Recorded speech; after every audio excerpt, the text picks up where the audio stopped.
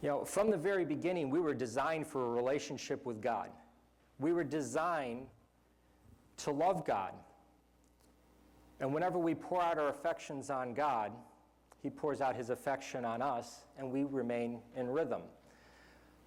But we get sidetracked sometimes, and we have a tendency to start pouring out our affections on other things. Maybe it's, since I got to keep the youth and children in here, we'll start with them. Maybe it's that sport that you're into. And the relationship starts to get cloudy as you put something between you and God. Maybe it's that guy or that girl. And you put more things between you and God. And as you continue on pouring your affections on things other than God, the relationship gets cloudier and cloudier. Maybe you pour yourself into your work. Even good things can be bad when they're taken to the wrong extremes. Maybe you pour yourself and your affections onto fitness. Diet and exercise can be a god if that's where you spend your obsession. Maybe it's your music. Whatever it is that you're pouring your affections on, in the end, it just clouds your relationship with God. I want to go all the way to the bottom. There we go. It'll get there. But it leaves you empty. And now what do? Well, you can do more of the same things. You can spend more time with him or her. You can spend more time with that activity. You can spend more time on the job. But it still leaves you empty because you were designed to have a relationship with God. You were designed to spend your affection on Him. And when you fail to do that, you end up with nothing.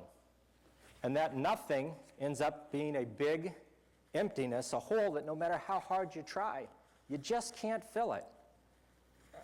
And you try harder and harder and harder, and the hole stays a hole. And sometimes, when the cup breaks, for the sake of the illustration, there you go. Always have a backup. And sometimes in your pursuit of these other things, you end up with a broken, shattered life. How many times has someone pursued a guy or a girl, a relationship that didn't work, and they end up a mess? How many times have we poured out all our time and attention on a job, and we lose ourselves there? And we end up with broken, shattered pieces of life. And we try to pick up those pieces. But the more we clutch them to ourselves, the more they hurt us, the more they cut us. This isn't real, okay? The more they hurt us, the more they cut us. And all we can do is give our broken pieces to God. When we're out of rhythm with God, out of rhythm with life, you end up empty. You're always looking for what that piece is that God is supposed to fill. We were created to be in rhythm with God. Now there's another area of rhythm. We're created to be rhythm with ourselves. How many times do you look into the mirror and like what you see?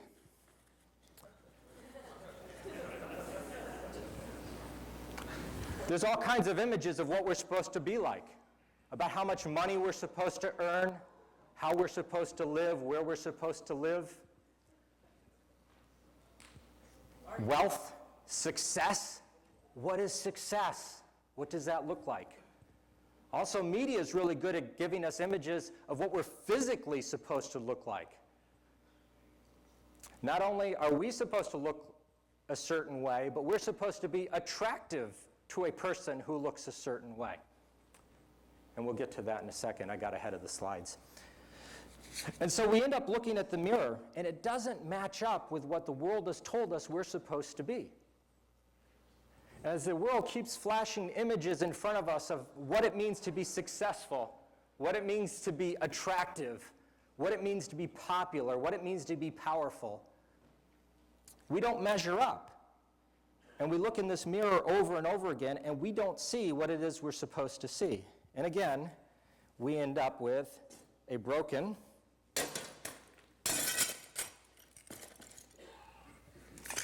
life. And with these broken pieces, nothing's going to look right anymore. You never get the whole picture. You never see yourself for who you really are. And as you pick up those pieces of your life and you attempt over and over again to see the you that God created you to be, you can't be in rhythm because it's broken. It's not what God set it out to be. Again, this is not real, okay? People who don't see themselves as they're supposed to be, they hurt themselves. Don't know if you are familiar with the phenomena of cutting. There's more than one way to do this, okay? Some people cut themselves, make themselves bleed physically, but most of us cut ourselves and make ourselves bleed emotionally. We end up in a world that's always raining. The sun never comes out. We're alone, we're depressed, we're separated from people because we've got a poor image of ourselves. And guess what? That poor image of ourselves also affects our rhythm and relationship with God. It's hard to believe in a God that lets us be unlovely.